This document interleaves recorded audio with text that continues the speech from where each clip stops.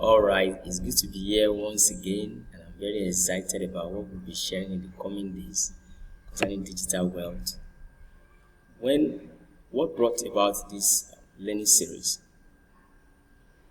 For a couple of days now, I've been interacting with some of us and introducing them to a particular certain opportunity in blockchain technology, and I found out that the basic issue has been understanding what is blockchain itself.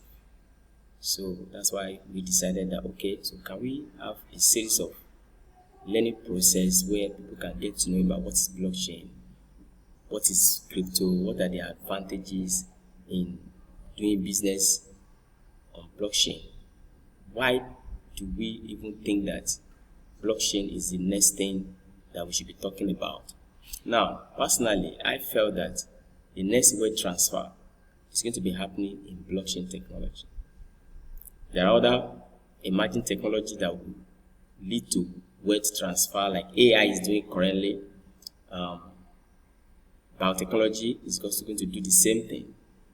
But for us, I felt that can we focus on blockchain and look at what are the basic principle underlying the system, how it works, so that we'll be able to better position ourselves for the best thing that is ahead of all of us. Now, what is blockchain? A blockchain technology service is a decentralized, immutable, and transparent system. When you say decentralized, it means that it's not resident on a particular person's system. A lot of people can access it, a lot of people can verify it.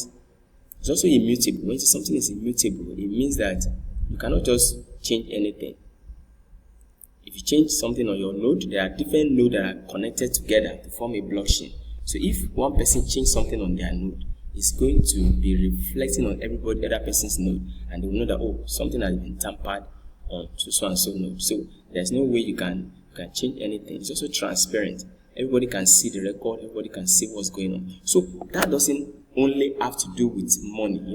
When people think of blockchain, they only think of cryptocurrency. Cryptocurrency is a more like a technology or a layer or a product that is sitting on blockchain as a system or as a technology. So now, this decentralized, immutable, transparent way of doing things can be applicable to different aspects of life. It can be applicable to banking, where you have to transfer money from one person to another, transfer assets from one person to another.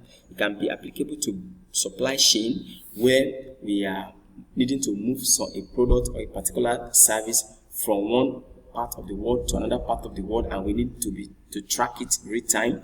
It can be applicable to healthcare, where you have to transfer a patient record from one country to another. It's applicable to voting, where we need to transmit result of election from one place to another, and it's real time and it's collating, and there's no way anybody can tamper with anything as it moves on. It's also applicable to properties, either digital property or physical property.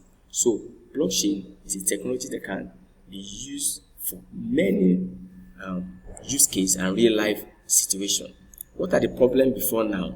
The problem before now has been lack of trust. People don't trust the existing system, where someone come up and say, I have transferred the money to you. You have not gotten alert, or you receive alert, the money is not in your account, and you need to start going to the bank, and the bank is telling you the money is still with the sending bank and all of those things, and you have to keep going to the bank every now and then. That is removed with blockchain. Lack of transparency. Transparency has also been a problem, where you feel that some people can just manipulate the system and they will not do what they are supposed to do, and it becomes difficult for the parties that are involved. Also, security risk. You are transferring money from your account on an internet bank that has been hacked by a third party. So that's security risk.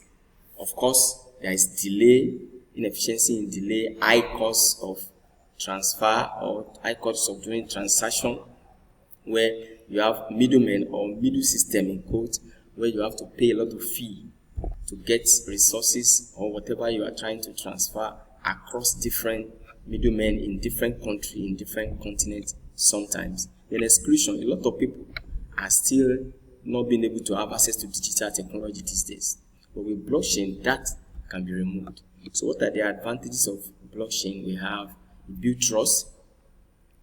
It ensures transparency. Everybody see what's going on. Everybody can trust what's happening. It improves security. Nobody can hack into the entire system. It's very difficult and it's not even possible for somebody to do that. Then the speed of process. As soon as you consummate the transaction, everybody on the blockchain can verify it. Then it reduces costs. You don't spend so much. For example, if you are trying to transfer money from one crypto account to another crypto account, you only need to just pay the gas fee.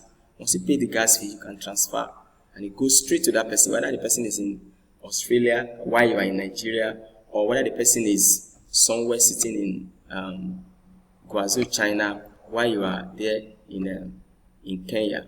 It's no difference. You just pay once and transfer. But if you are doing that using a financial system, you have to pass through a lot of middle system to be able to get that across. It also promotes inclusion. A lot of people can be involved. A lot of people that are on bank now, with blockchain, we can find a way to make them to be able to do financial transactions, and it should be easy for them. Thank you for tuning in. I hope to see you another time. Thank you very much.